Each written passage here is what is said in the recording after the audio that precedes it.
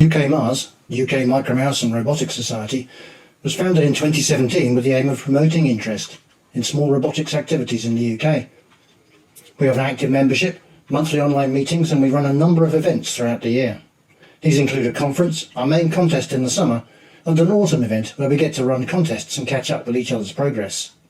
To form a practical focus point, we decided to design a robot platform that would provide a basis for a number of small robot events and for general research use.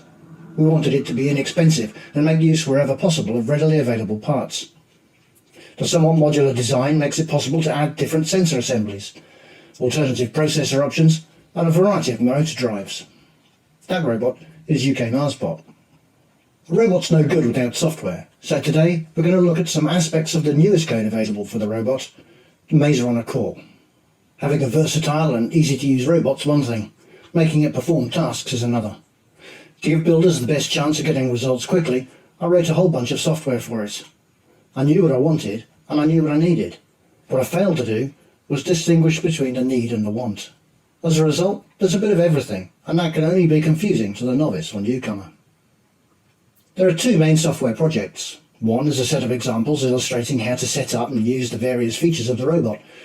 The other, UKMARSBOT Mazerunner, is a comprehensive project containing examples, tests and configuration code, as well as most of what is needed to make a working Micromouse robot or line follower. All of this is in a relatively large project consisting of many files that are not well organized. From the perspective of the newcomer, this will be very daunting, even if they have good programming skills. A while back, I decided to create a new software project for UKMARSBOT that would hopefully provide a better starting point. The aim was to simplify the code as much as possible, while still providing a solid basis for extension and expansion. There would be no point in creating a dead end for developers. It was also clear that many builders wanted to use different processor hardware, and that there is always the possibility of building a completely different robot while still wanting to use much of the existing software. Thus, portability was also a major aim. With these thoughts in mind, I could lay out the key requirements for the new software. Some are needed, some are wanted, but this time I hope to get a better balance. While the overriding requirement was to simplify the code, that could still be done while improving some of the features. I was keen to ensure that portability was improved. Not only should it be easier to move the code to different hardware, I wanted to make it easy to run several robots from the same code base and in a variety of events. If you have a fleet of robots, as in a club or school, this would make things a lot easier to manage, so flexible configuration options are important. The provision of the external serial port on UKMARSBOT makes it easy to attach a Bluetooth module, like that in the HC05. That makes it easy to have the builder use an always-on command line interface to issue commands and get telemetry and reporting back without having to connect a computer and reset the processor. Many builders still use the Arduino IDE for development, so the code must build in that environment. Library management is sometimes awkward, so the software must use no additional libraries. That will also make it easier to port to another environment, or a language or processor. I took advantage of the chance to write new code to manipulate the maze data in the hope that it's a little easier to understand and modify. Through all of this, I wanted to make sure the user always has easy options to extend the software for more sophisticated use. Robot configuration has several aspects that I've divided into three sections. First is the robot hardware.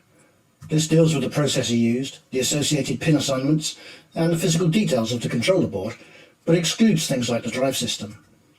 This is the lowest level of configuration and will probably include implementations for some aspects of the board, such as how to set and reset pins and provide interrupt-safe access to variables. Things like ADC configuration are not terribly important, so there's no direct association of ADC channels with specific sensors from the perspective of the high-level code. With other configuration options the same, there still needs to be a way to have different settings for the conditions and different events. For example, the wall sensor calibration will need to be different from practice at home compared to a real contest maze. A simple choice can be made that enables the relevant configuration. Most of the configuration is related to the actual robot. That is, the combination of control board, sensors and drive unit. Each robot can have its own config file where the physical characteristics of the robot are stored along with the various settings for each event. Many constants used by the software are also pre-calculated here by the compiler to save processor time elsewhere. This is also where the sensor readings are associated with a particular channel in a device-independent way. The ADC results are just stored in an array, and the config file tells the code which array element to use for each sensor. You can see how these things are put together in the main config file for the code. We start off by deciding which hardware platform we're going to support. In this case, there is only the UKMARSBOT 1.3a board, but if you had an older board or a different or custom board, you could add it here and then select it. Selecting a particular hardware platform pulls in a hardware-specific config file. So if I have a quick look at that, you can see that in there we have the individual pin numbers for the various functions of the robot, we have names for the channels used by the ADC, and we have some other items which are specific to that board. So in this case we have the thresholds for the ADC converter connected to the switches. Since the UKMARSBOT 1.3 board is based on the Arduino Nano and uses the ATmega 328, this is an opportunity to provide some features which are specific to that device. So here is a set of code for providing fast read and write access to the input pins. And here we have a section which allows you to get safe access to multi-byte variables which may be modified during an interrupt routine. Back in the main config file, the next section we come across is where we get to define the event. This robot has run at home for practice, it's run in the UK contest, it's run in Portugal, and it's run in APEC in the United States, and so there are settings for each of these events. At this stage we select the event, and we may just choose to have a global goal associated with that particular event. The actual value chosen is used later in the individual robot configuration file, and that's the next section. At the moment in this code I have settings for two physical robots, one called Orion and one called Core Osmium.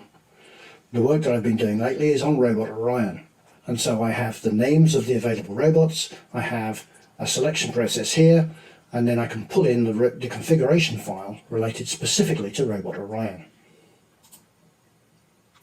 In the Orion configuration file, and all the robot configuration files share the exact same structure, but in this particular file I see that I'm using the home practice event, and for that I have particular values for the sensor calibrations. I have some threshold values which tell me when I need to turn, and for other events I have other calibration values. A little later I have the opportunity to define which pins, these are kind of an indirection, which pins are going to be used for different functions. I can also say which of the ADC channel numbers is being used for the various sensors. I can set the baud rate, the distance that the mouse has to travel to get from the back wall to the front wall, and most importantly we come to physical constants associated with the robot. So we've got things like the wheel diameter and the gear ratio and how wide the mouse is, and these values, these constants are all pre-calculated by the compiler for us, and they just save a bit of time later. By entering the basic dimensions, all of these other things get calculated automatically. We can also use the method described in another video to find the time constants and gain of the system for forward and rotational motion. And if we do that, we can then pre-calculate all the various controller constants. Again, these details are shown in another video referenced above. Finally, we have performance constants, where for this robot we might say we can achieve a search speed of 400 millimeters per second or whatever. Other robots, other speeds. Everything to do with the robot and its behavior is defined in one configuration file, and different robots have the exact same structure but different values. I've tried to develop the software as a layered system. The idea is that each layer has a set of concerns and can only communicate with the layer above or below it. Queries can be made of the layer below and results provided to the layer above. In this way, layers can be modified or extended without affecting the rest of the code, as long as the interface is maintained. Overall, the software implements a Micromouse robot. The mouse need know nothing of the motors used to drive it. At that level, it needs only concern itself with the operations in and on the maze, user interaction, path planning and execution.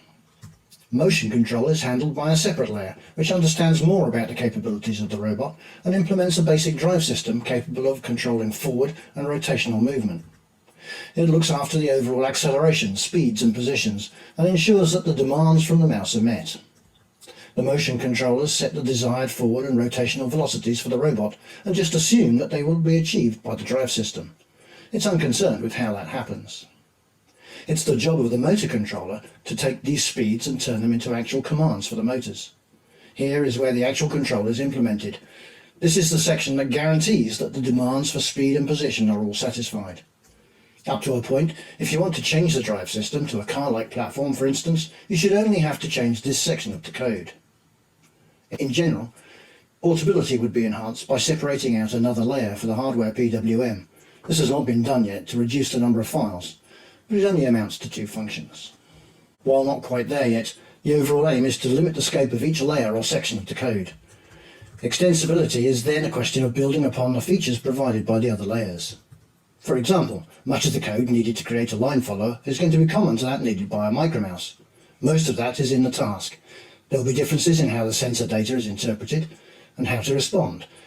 Mapping and localization are different, as are path planning and execution. These are all behavioural aspects of the code and can be implemented independently of the robot platform, as long as it's able to provide the required inputs and outputs.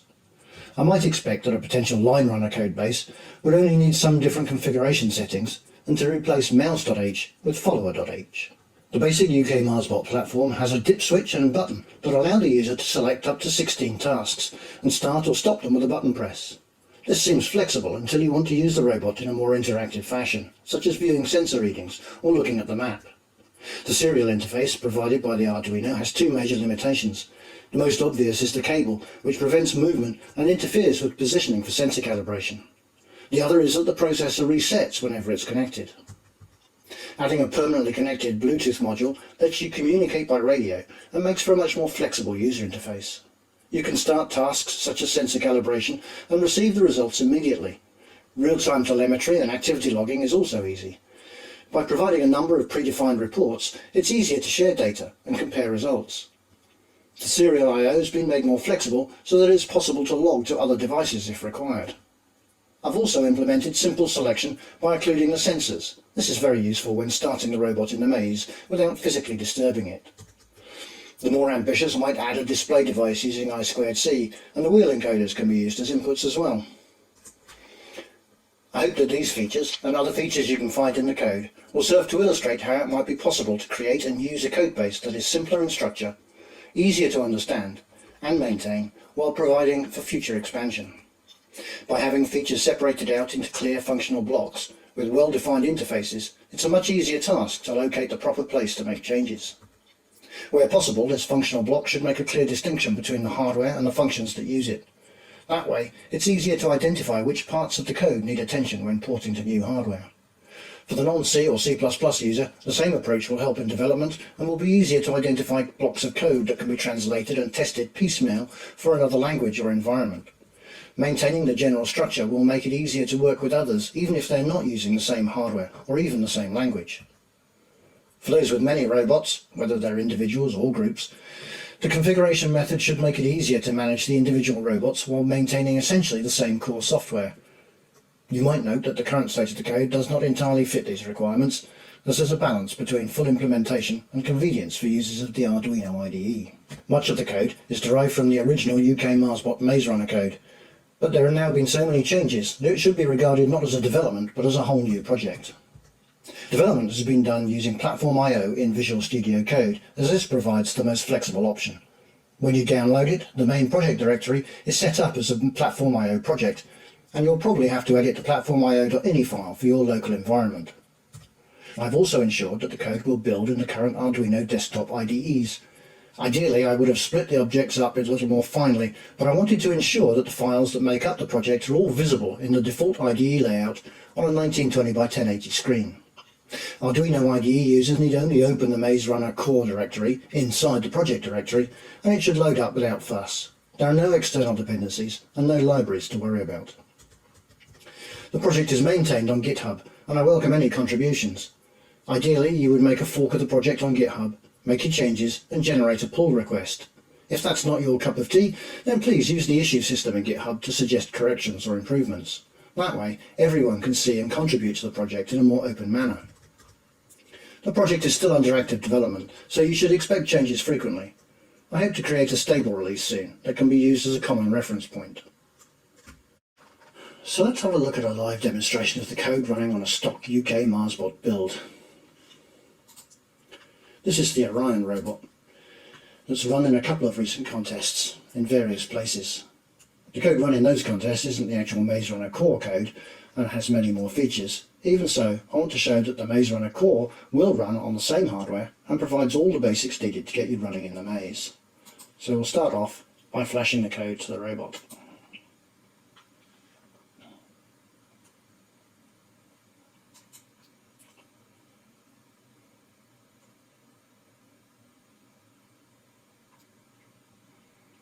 Flashing the code generates a pile of garbage on the Bluetooth screen. You can ignore that. But you can see that the robot has now reset, and we'll just see that the wall information is appropriate. If I want to be safe and sure, I can always reset it and check again. At this point now you can start the mouse either by using the switches and pressing the button to set it going, or of course we have the function commands available over Bluetooth. So I'll use F2 and the robot sits waiting for me to start it off. Place it in the maze and let it go. While it runs, it generates telemetry telling you where it is, where it's pointing, and any other information that you might wish it to send.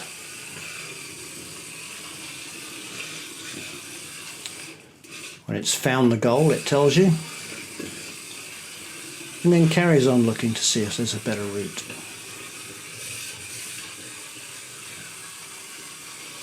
All the while we have telemetry coming from the robot.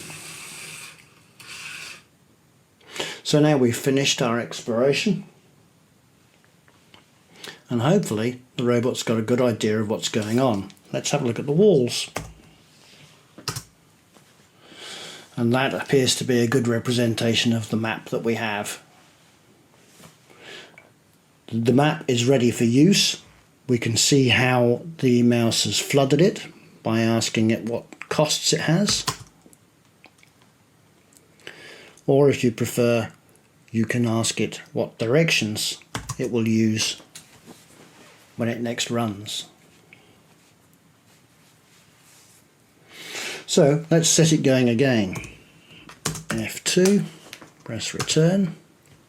You can just about see the light flashing to tell me to get it ready. And now it should take the best path. The telemetry is still running, of course.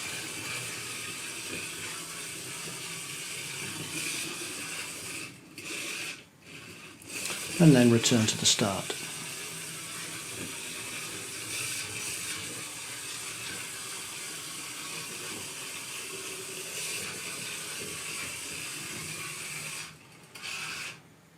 Job done.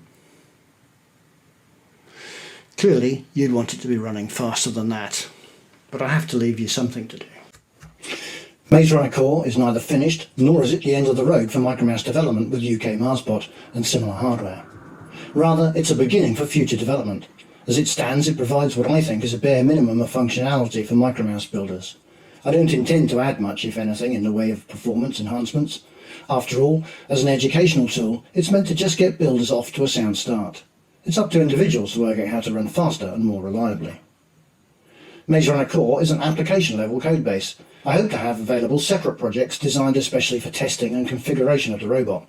This will let builders work out the key parameters for their robot and then use those in the Micromouse code. For some, there's an interest in using different processor boards and possibly different languages. I would hope that the Mazerunner Core code might provide inspiration for a better code structure regardless of the platform. Some effort has been made to make the porting to other hardware and other languages a little easier. For future contests, you should be able to see at least one demonstrator robot running the Mazerunner Core, and hopefully others using enhanced versions. Assuming the code structure finds a positive response, I'd also like to look at developing a line follower using a very similar model. All of this would be a whole lot more fun if there were several more contributors. Well, that's more than enough from me. It's probably a lot to digest in one sitting, and examples in C and C++ are not everyone's idea of fun. Even so, it's a good time to ask if there are any questions or observations on what you've seen so far. I also welcome direct emails on more general aspects of the code, but the greatest gain would come from open discussion on the UKMARS mailing list or via issues raised in the repository on GitHub. Links to the repositories are on the final slide. Thank you. If you want to have a detailed look for yourself, this is where you can find the repositories referred to in the previous slides.